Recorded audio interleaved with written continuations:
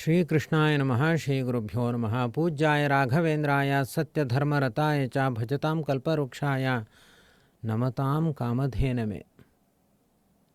ಕೆಲವರು ಭಗವಂತನಿಗೋಸ್ಕರ ಆರಾಧನೆಯನ್ನು ಮಾಡ್ತಾರೆ. ನಿನ್ನ ದರ್ಶನ ಆಗಬೇಕು, ಭಗವಂತನನ್ನು ಪಡೆಯಬೇಕು ಅನ್ನೋ ಉದ್ದೇಶದಿಂದ ಗುರುಗಳನ್ನು ಆರಾಧನೆ ಮಾಡ್ತಾರೆ. ಇನ್ನು ಕೆಲವರಿದ್ದಾರೆ, ಅವರಿಗೆ ಭಗವಂತ ಬೇಡ, ನಮ್ಮ ಕಷ್ಟ ನಷ್ಟ ಪರಿಹಾರ ಆದರೆ ಸಾಕು, ಅಥವಾ ಸ್ವರ್ಗ ಸಿಕ್ಕರೆ ಸಾಕು, ಭಗವಂತನೂ ಬೇಡ ಮೋಕ್ಷವೂ ಬೇಡ, ಅದೆಲ್ಲ ಚಿಂತನೆಯೇ ಇರಲ್ಲ ಇವರಿಗೆ ಜೀವನದಲ್ಲಿ. ಹಾಗಿದ್ರೆ ಎರಡು ಥರದ ಜನ ಕಂಡ್ರು ನಮಗೆ. ಒಂದು, ಭಗವಂತ ಬೇಕು, ನಿರಂತರ ದೇವರ ದರ್ಶನ ಆಗ್ತಾ ಇರುತ್ತೆ ಅನ್ನೋ ಕಾರಣಕ್ಕೋಸ್ಕರ ಮೋಕ್ಷವೂ ಬೇಕು ಅಂತ ಉಪಾಸನೆ ಮಾಡೋರು ಒಂದು ಪಂಗಡ. ಮತ್ತೊಂದು ಪಂಗಡ, ನಮ್ಮ ಕಷ್ಟ ನಷ್ಟ ಪರಿಹಾರ ಆದರೆ ಸಾಕು, ಸಾಲಾಗಿ ಇಲ್ಲ ತೀರಿದ್ರೆ ಸಾಕು, ನಮ್ಮ ಇದು ಮನೆ ಕಟ್ಟೋದು, ಮದುವೆ ಆಗೋದು, ಮಕ್ಕಳಾಗೋದು ಇಷ್ಟ ಆದರೆ ಸಾಕು, ಅದಕ್ಕೆ ನಾನು ದೇವರ ಗುರುಗಳ ಆರಾಧನೆ ಮಾಡ್ತೀನಿ ಅಂತ ಹೇಳೋರು ಇನ್ನೊಬ್ಬರು. ಹೀಗೆ ಎರಡು ಪಂಗಡ ಇದೆ.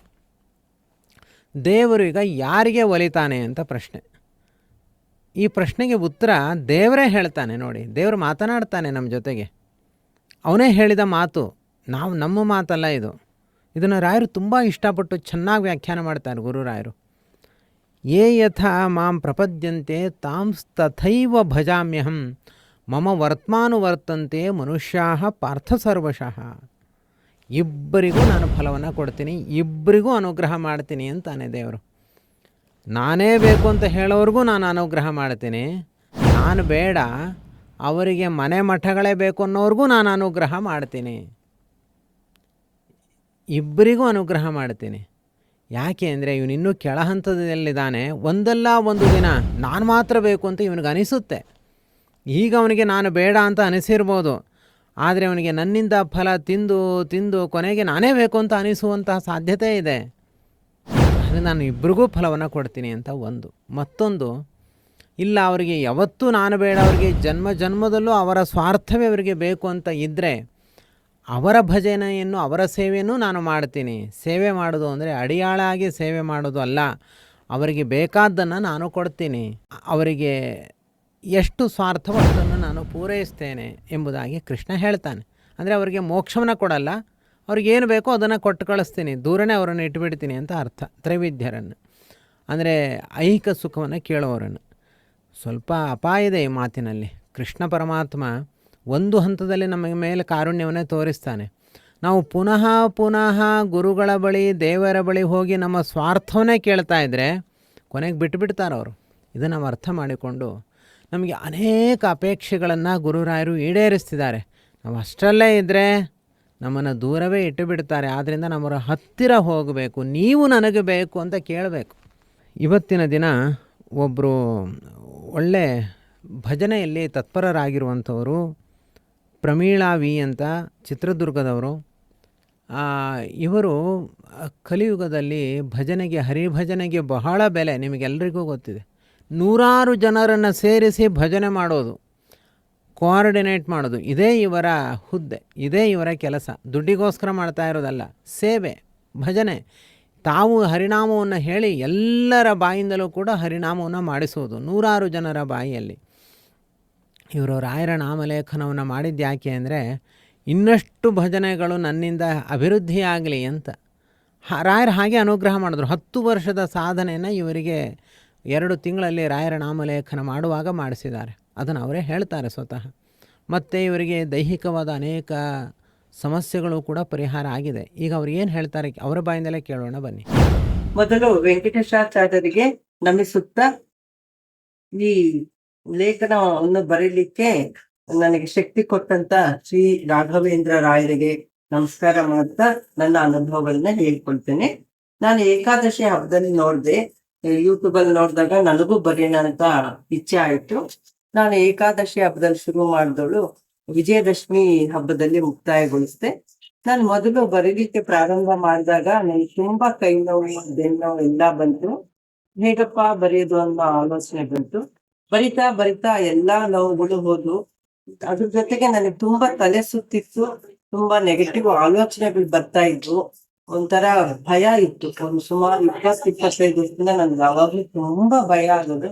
ಅದೆಲ್ಲ ನಿವಾರಣೆ ಆಯ್ತು. ನಾನು ಈ ನಾಮ ಲೇಖನ ಯಜ್ಞದಲ್ಲಿ ಪಾಲ್ಗೊಂಡಿದ್ದೆ. ಎಲ್ಲ ನಿವಾರಣೆ ಆಗಿ ನನ್ಗೆ ಖಂಡಿತ ರಾಯರು ಇದ್ದಾರಪ್ಪ, ಇವ್ರು ಹೆಜ್ಜೆ ಹೆಜ್ಜೆಗೆ ನಮ್ಮನ್ನ ಕಾಪಾಡ್ತಾರೆ ಅನ್ನೋ ದೃಢವಾದ ನಂಬಿಕೆ, ವಿಶ್ವಾಸ ಉಂಟಾಯ್ತು. ಇನ್ನೊಂದು ಅನುಭವ ಏನಪ್ಪಾ ಆಯ್ತು ಅಂದ್ರೆ, ನಾನು ಇದೇ ರಾಘವೇಂದ್ರ ಸ್ವಾಮಿ ಮಠದಲ್ಲಿ ನಾನು ದಾಸ ಸಾಹಿತ್ಯ ಪ್ರಾಜೆಕ್ಟ್ ಅಲ್ಲಿ ಇದು ಹೊಸದುರ್ಗ ತಾಲೂಕಿಗೆ ಭಜನಾ ಮಂಡಳಿಗಳನ್ನ ಮಾಡ್ಲಿಕ್ಕೆ ಕೋಆರ್ಡಿನೇಟರ್ ಆಗಿ ತಗೊಂಡಿದ್ದಾರೆ. ಇದಕ್ಕೆ ಕಾರಣ ನಮ್ಮ ಗುರುಗಳು ತುಳಸಿ ಆಚಾರ್ಯರು, ಅವ್ರದ್ದು ಹೊಸದುರ್ಗ.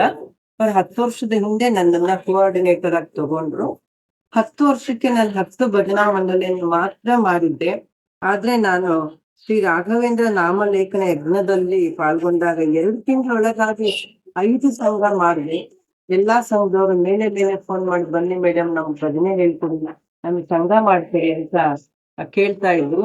5 ಭಜನೆಗಳನ್ನ ಮಾಡಿ ಈಗ 3 ಭಜನಾ ಸಂಘಗಳನ್ನ ಇದೇ ತಿಂಗಳು 24ನೇ ತಾರೀಕು ಮಂತ್ರಾಲಯ ರಾಘವೇಂದ್ರ ಸ್ವಾಮಿ ಮಠದಲ್ಲಿ ತರಬೇತಿಗೆ ಕರೆದುಕೊಂಡು ಹೋಗ್ತಾ ಇದ್ದೀನಿ.